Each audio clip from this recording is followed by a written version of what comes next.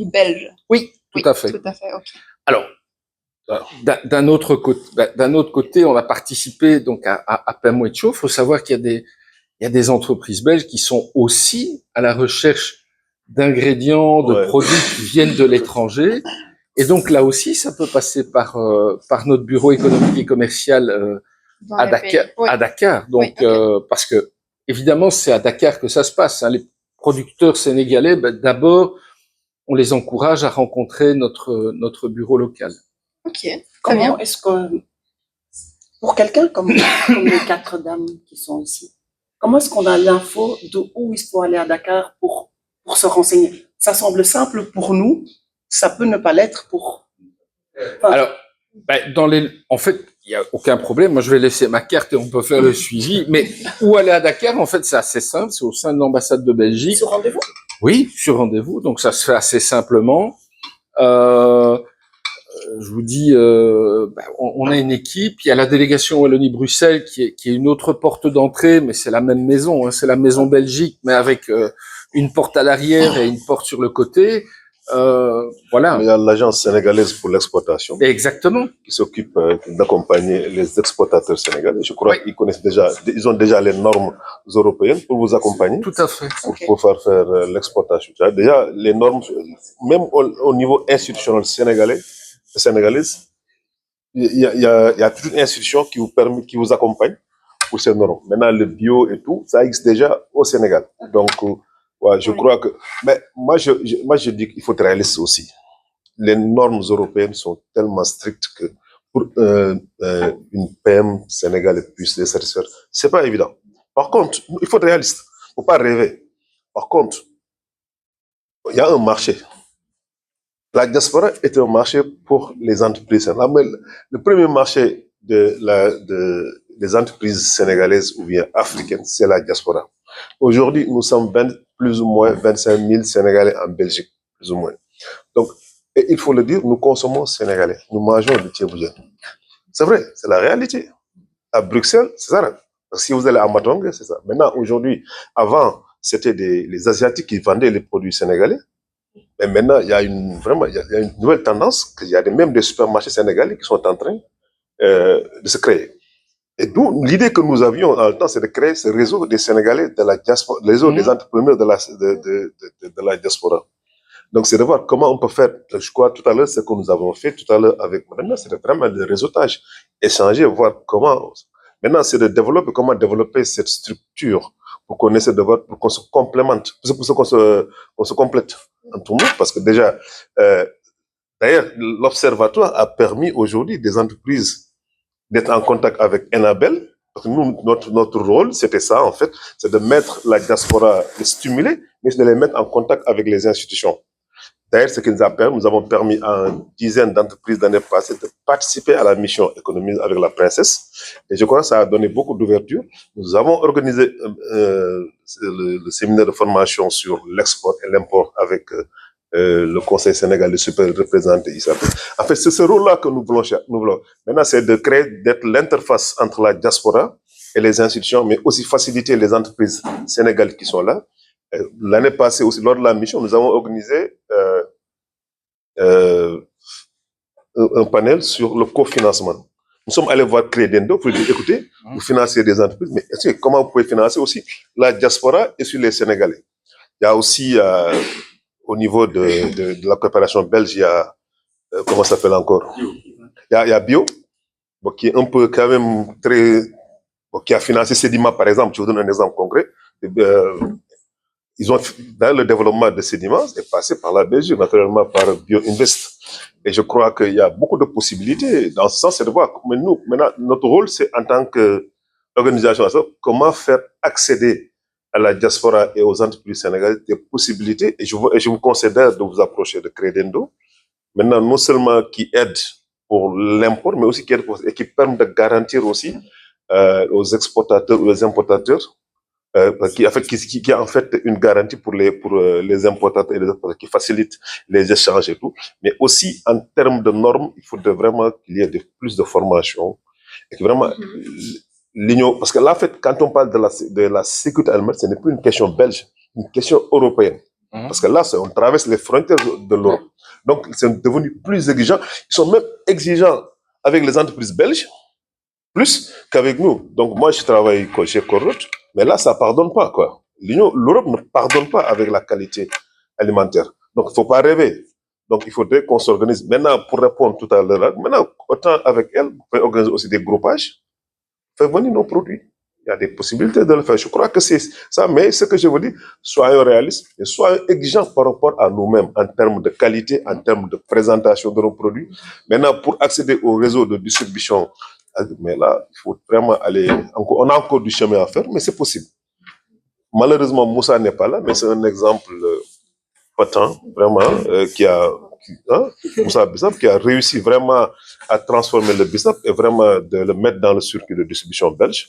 Et là, chapeau à lui, quoi. Et je crois que c'est l'exemple typique et que c'est possible, quoi. Donc, voilà ce que je voulais dire sur ce point. Merci. Ça, je pense que c'est ce qui manque énormément pour tous les PME qu'on voudrait faire revenir en Europe. Ouais. Il faudrait plus de formation. Absolument. C'est cette culture d'exigence, Ouais. c'est cette culture de qualité qui nous manque aujourd'hui. Ouais. On se retrouve souvent à refuser un client qui est très, très fâché, évidemment, et qui nous fait pas beaucoup de pub. Ouais. Mais en attendant, nous, ce qui nous importe, c'est de ne jamais être blacklisté au port. Évidemment. Parce qu'il y a des produits qui rentrent, qui sont mal conditionnés, ou qui ne répondent pas aux exigences minimales pour rentrer en Belgique. Donc ça, je trouve que c'est super important. Absolument. Que l'encadrement passe d'abord par là pour tous ceux qui œuvrent dans l'agroalimentaire. En tout cas, j'interpelle Enabel. Je pense qu'on doit demander à Enabel d'aider pour la formation sur les normes européennes. C'est de sortir une liste bien structurée, bien cadrée, où on dit ça on peut, mais à condition. Ça on peut pas. Ça on peut, mais il faudrait conditionner ceci.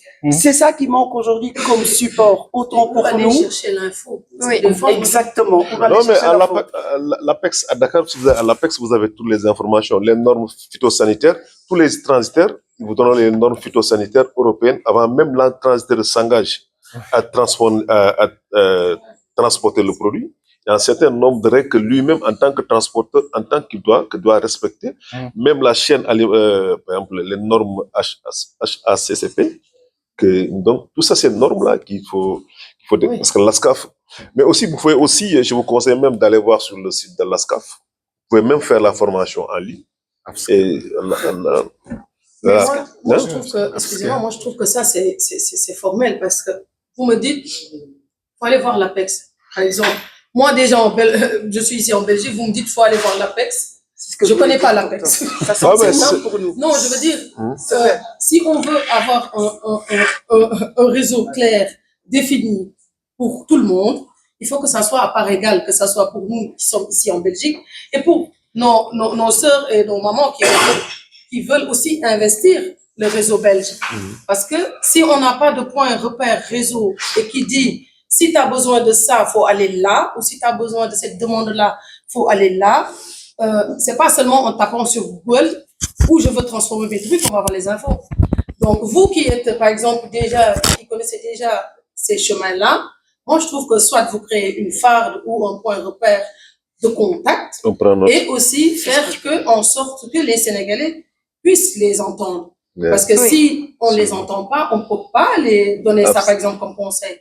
Donc, moi, perso, je m'autofinance et sincèrement, je cherche et je trouve rien. Elle s'exprime mieux que moi, c'était ça ma question tantôt. Je cherche, je trouve rien. Donc, donc, du coup, effectivement, je me sens seule. Exact. Je me sens seule. Et c'est important quand j'entends un Sénégalais qui me dit oui, mais il faut aller là. Oui, mais quoi? Oui, c'est pourquoi nous avons créé ce réseau. Pour pouvoir voilà, pour qu'on puisse échanger. Ils sont ici à cause de ces informations qui viennent de l'Observatoire. Voilà. C'est ça que je voulais terminer. Voilà. Donc, si vous faites par exemple ces réseaux-là, c'est important de le faire valoir aux autres Sénégalais de la Belgique. Que ça ne reste pas sur un réseau informatif. Vous voyez? C'est pour plus tard. Ouais. En fait, oui, parce qu'on était dans un désert, hein, quand même. Pas pour moi. Non, mais d'une manière générale, non, je comprends. Hein, on était dans un désert, dans la diaspora, parce que chacun était dans son coin. Ben, nous, on a essayé de, écoutez, à un certain moment, bon, on a vu que, bon, il y avait un besoin Parce que nous, on est bénévoles, hein, c'est une association, on est subvention, on n'a pas de subvention. Ce que nous faisons, nous le faisons nous-mêmes. Donc, on s'est dit, bah, écoutez, il faut faire quelque chose. Il faut créer un réseau pour accompagner ceux qui veulent entreprendre. Parce que souvent, tu es interpellé tous les jours, madame, je veux ça, tu vois. Donc voilà, il faut m'aider, il faut, bon, voilà, à un certain moment, on a dit, bah, tiens, bah, il faut créer l'observatoire. Dans un certain moment, il dit, bon, il y avait un besoin en termes d'entrepreneuriat. Il faut le dire, quand j'ai l'habitude de dire que la Belgique, c'est des îlots, hein. Toutes les communautés qui sont là, les Turcs, les Marocains, ils ont leur patronat, ils ont leur truc. Bon, dans la communauté africaine, il n'y avait rien, quoi. Il faut le dire, quoi. À un certain moment, on a dit, bah, écoutez, il faut créer ce réseau. Bon, maintenant, on a créé ce réseau qui existe déjà, qui a permis vraiment à certains, je crois que ils ont bénéficié de la formation avec le conseil des chargeurs, parce qu'il y en a avec qui nous avons aidé à participer à la mission, qui sont frottés avec les grandes entreprises, et je crois que c'était déjà assez intéressant. Je pense que l'année, nous avons fait la mission ensemble. Maintenant, le réseau, comme on dit, on va essayer de l'améliorer selon les besoins. Donc là, nous avons une nouvelle demande. On va essayer de voir comment on va essayer d'encadrer, d'organiser même des formations sur les normes phytosanitaires. Et là, nous prenons note, et peut-être Annabelle aussi, nous les appelons. Peut-être que dans le cadre de notre programme, on va tenir compte aussi de ces éléments. Parce que ça sert à rien d'avoir des entrepreneurs qui veulent exporter et qui ne répondent pas aux normes. C'est utopique. Donc voilà, je crois que c'est des éléments qu'on nous allons tenir compte. Parce que nous, on est au bout de la chaîne. Voilà.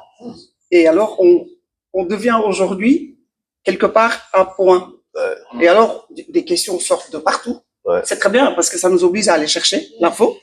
Et au début, on devait aussi chercher partout. Heureusement que Google est là et que Awix et tout ça est là. Ça semble facile pour nous.